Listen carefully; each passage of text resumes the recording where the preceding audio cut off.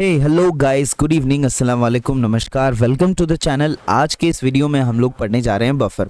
Buffer जो है, क्या होता है बफर आखिरकार। सबसे पहले आपको वाइवा में इसकी डेफिनेशन पूछी जाती है।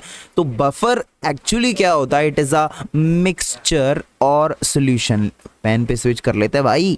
अगर आपको थोड़ा लेक्चर जल्दी करना है ना, तो आप 2x पे कर सकते हो, स्पीड बढ़ा दो थोड़ी सी, 2x पे लेके चले जाओ, मज़ा आ जाएगा। मैं कह रहा हूँ मज़ा आ जाएगा एकदम। शुरू करते हैं, चलिए।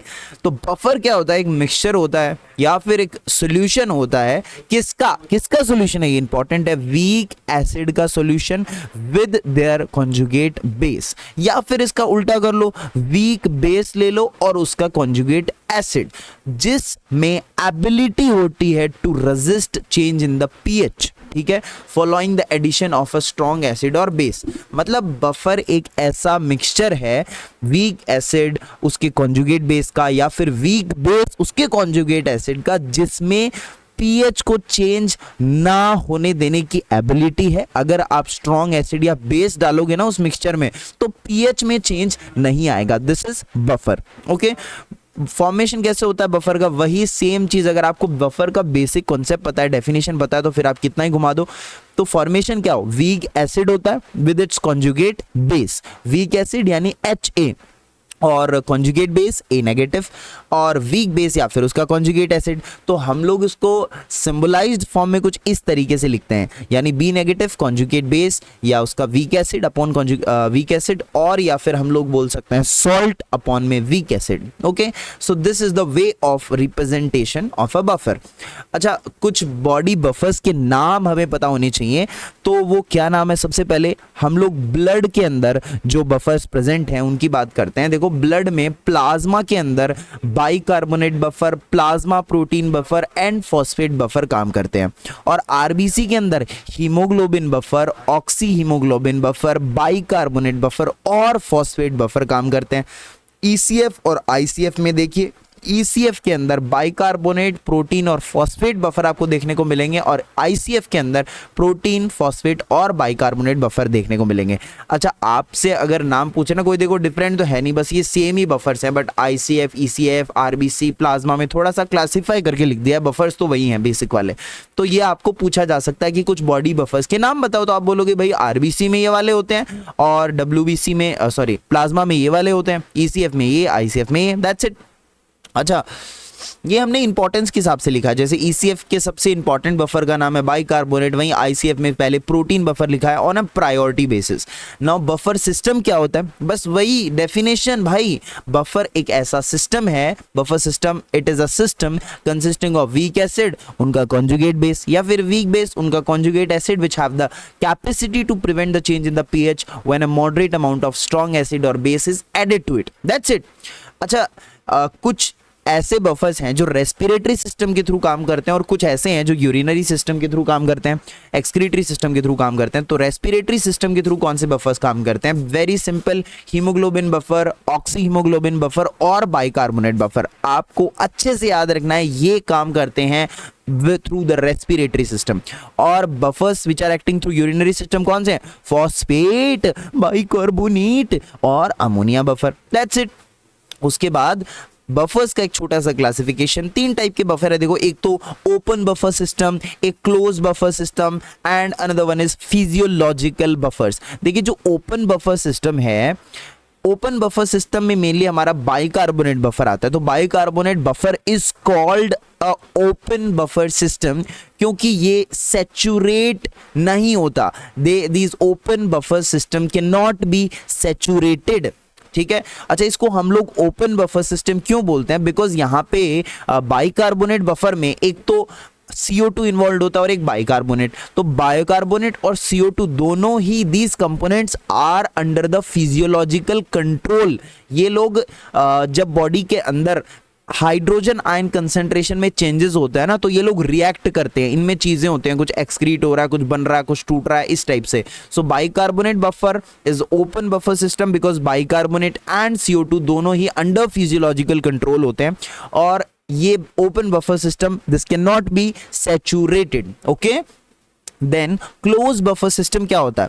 देखो ये वो बफर सिस्टम है जो सैचुरेट हो जाते हैं, जैसे हीमोग्लोबिन बफर सिस्टम है आरबीसी के अंदर, है ना, हाइड्रोक्सी एपेटाइट बफर सिस्टम है बोन के अंदर, ये सैचुरेशन वाले बफर सिस्टम है, तो ये क्लोज्ड बफर सिस्टम है, ठीक है।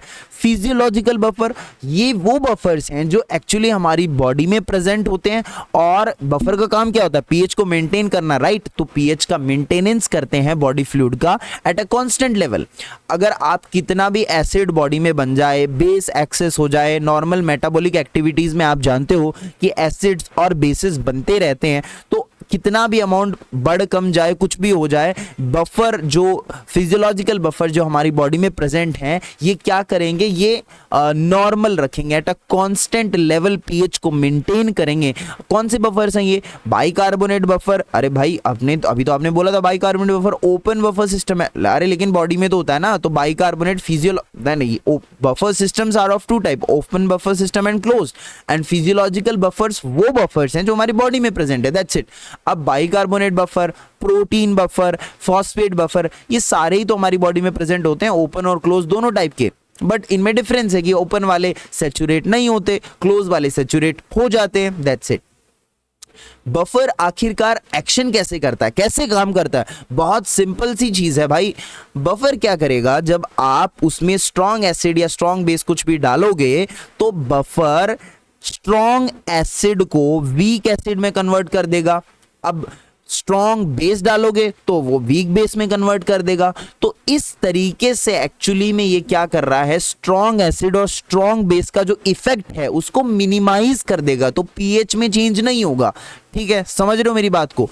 तो अगर हम लोग स्ट्रॉन्ग एसिड स्ट्रॉन्ग बेस डालेंगे, they are converted into the weak counter part, then there will be negligible distribution of H positive concentration, क्योंकि वीक एसिड भाई, स्ट्रॉन्ग वाले तो आपको पता है ना कि बहुत ज्यादा डिसोसिएशन करते हैं फास्टली और कंप्लीटली, तो ये बहुत ज्यादा H पॉजिटिव आयन छोड़ेंगे। लेकिन अगर इनको आप इनके काउंटर पार्ट यानी वीक एसिड वीक बेस में बदल दोगे, तो इनमें जो डिसोसिएशन है दैट विल बी नेग्लिजिबल। समझ गए? तो बफर एक्चुअली ये एक न्यूट्रलाइजेशन टाइप का काम करते हैं। तो buffer act through the neutralization of the added acid by base buffer and added base by the buffer acids, that's it. है ना, मतलब कि बफर बेस तो एसिड को न्यूट्रलाइज करेगा जो हमने डाला है, अगर हमने बेस डाला है तो बफर एसिड आएगा वो उसको न्यूट्रलाइज करेगा। तो हमने दो चीजें देखी ना, conversion of strong acid into weak acid and conversion of strong base into weak base.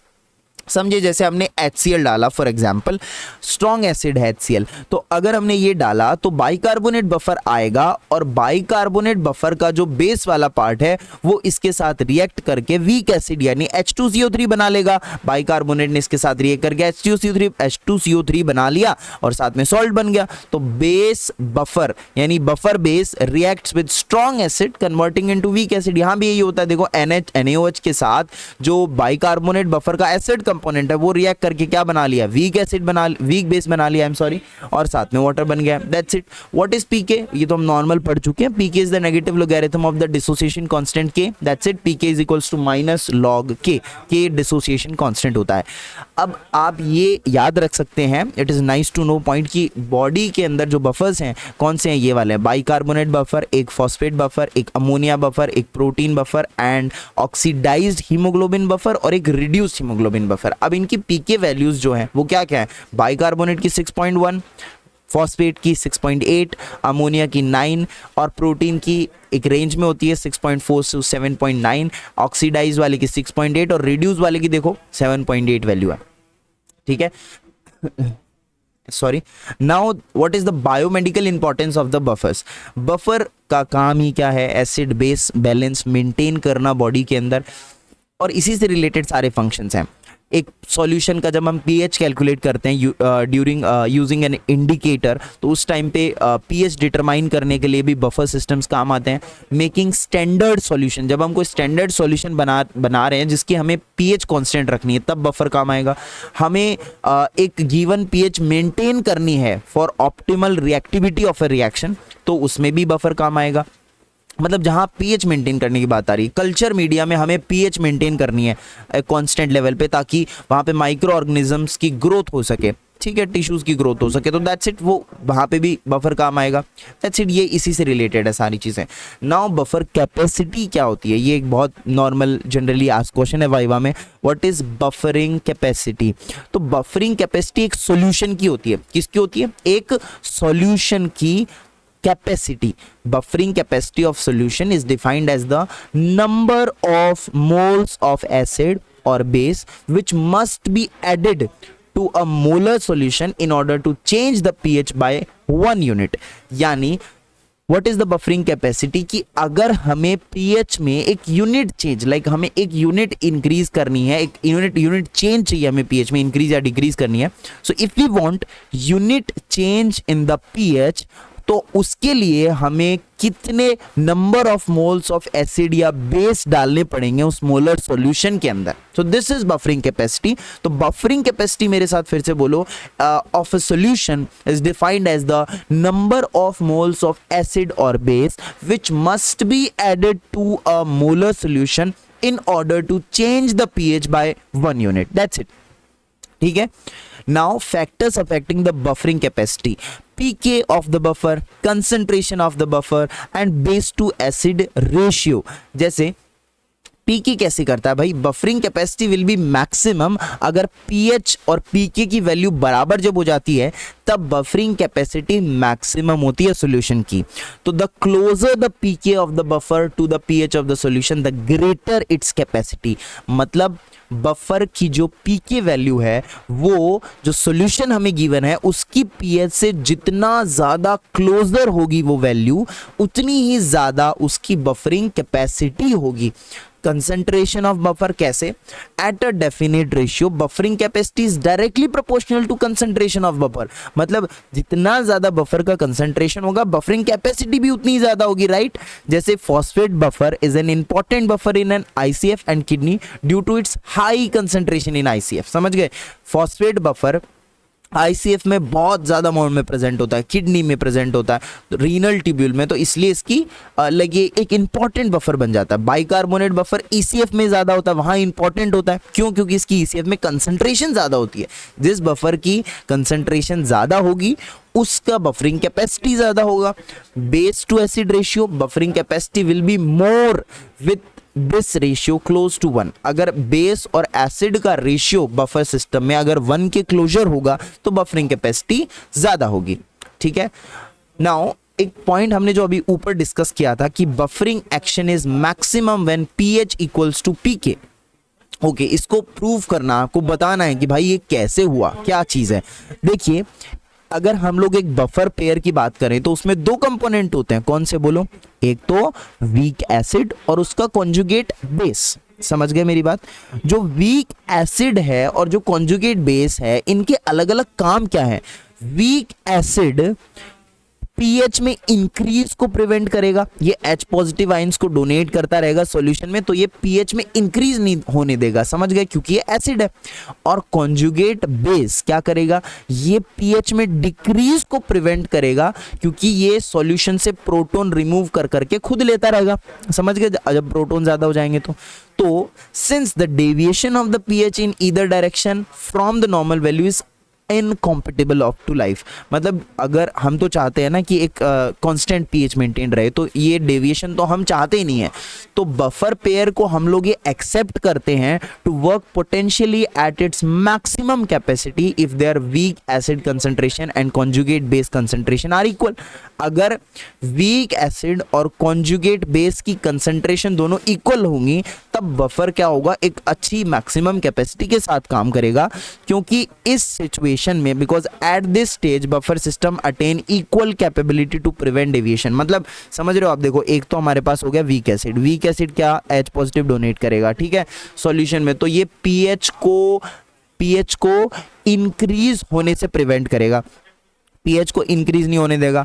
अब हमारे पास कॉन्जुगेट बेस है, ये क्या करेगा, ये H पॉजिटिव को ले लेगा, तो ये क्या करेगा, पीएच को डिक्रीज नहीं होने देगा। तो अगर इन दोनों की कंसंट्रेशन इक्वल होगी तो इसने एक छोड़ा, इसने एक लिया, इसने एक छोड़ा, इसने एक लिया, इसने सॉल्यूशन में H पॉजिटिव डाला, सॉल्यूशन से H पॉजिटिव उठा के कॉन्जुगेट बेस नहीं लिया, तो पीएच क्या रहेगी, नॉर्मली कांस्टेंट रहेगी। समझ गए, यही बात है। तो अगर हम यहाँ पे हेंडरसन हेजलबर्ग इक्वेशन अप्लाई करें विच इज दिस वन, तो यहाँ पे हम लोग वैल्यूज डालेंगे, कॉन्जुगेट बेस और वीक एसिड की कंसंट्रेशन अगर इक्वल ले लें हम लोग तो ये कट जाएगा, तो log 1 आएगा, log 1 की वैल्यू 0, तो pH इक्वल्स टू pk।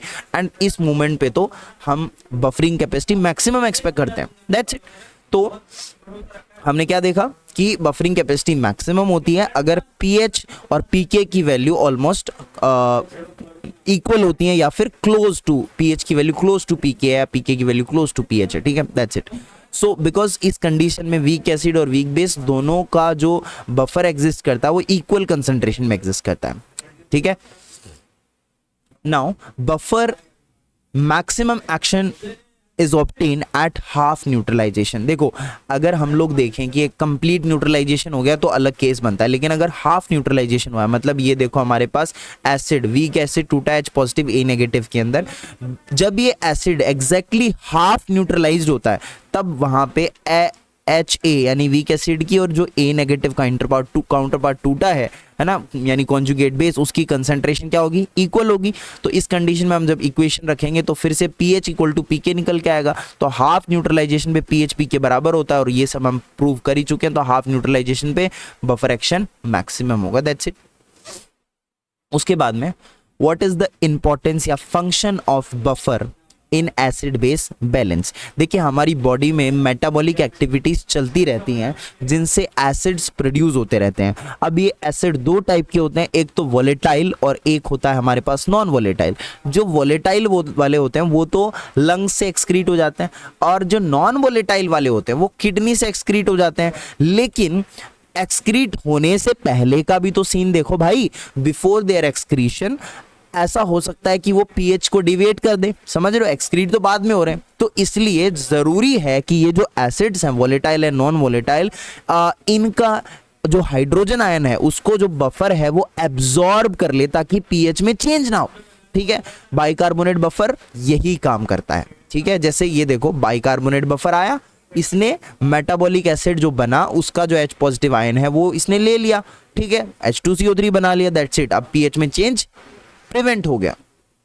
तो buffer act within seconds and they are the first line defence. First line defence याद रखना, ये पूछते हैं फर्स्ट लाइन डिफेंस, ओके।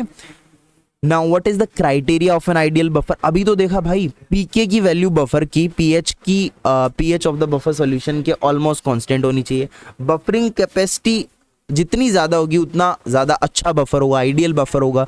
और जो सोल्ट पार्ट है वो स्लाइटली ज़्यादा होना चाहिए then the acid part, that's it.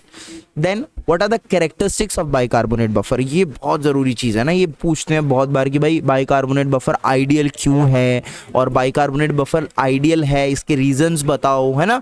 तो व्हाट और इसके कैरेक्टरिस्टिक्स बताओ, तो यहीं से आप देख लेना बाइकार्बोनेट बफर। बाकी हम नेक्स्ट लेक्चर में डिस्कस करेंगे, बट फॉर दिस लेक्चर हम लोग ये पॉइंट्स डिस्कस कर रहे हैं कि ये क्यों आइडियल बफर है। तो it has higher buffering capacity. पहली बात, बफरिंग कैपेसिटी बहुत ज़्यादा होती है। सॉल्ट पार्ट जो होता है it is maintain by kidneys, और इसका जो एसिड पार्ट होता है ना वो लंग्स मेंटेन करते हैं। सॉल्ट टू एसिड रेशियो इसका 20:1 होता है। Now buffer act with haemoglobin buffer system, ये हीमोग्लोबिन बफर सिस्टम के साथ काम करता है। वाइड फील्ड ऑफ एक्टिविटी होती है, और ये एक ओपन एंडेड बफर होता है। इसका मतलब इसमें सैचुरेशन नहीं होता। तो ये सारे पॉइंट्स हैं जिसकी वजह से एक आइडियल बफर ये बन जाता है। So that's it for this video. Now हम लोग जो आगे का पार्ट है बाइकार्बोनेट बफर के बारे में और बाकी बफर्स के बारे में वो हम लोग डिस्कस करेंगे हमारा नेक्स्ट वीडियो के अंदर, ठीक है। तो मिलते हैं नेक्स्ट वीडियो में। Till then take care, bye bye, see या।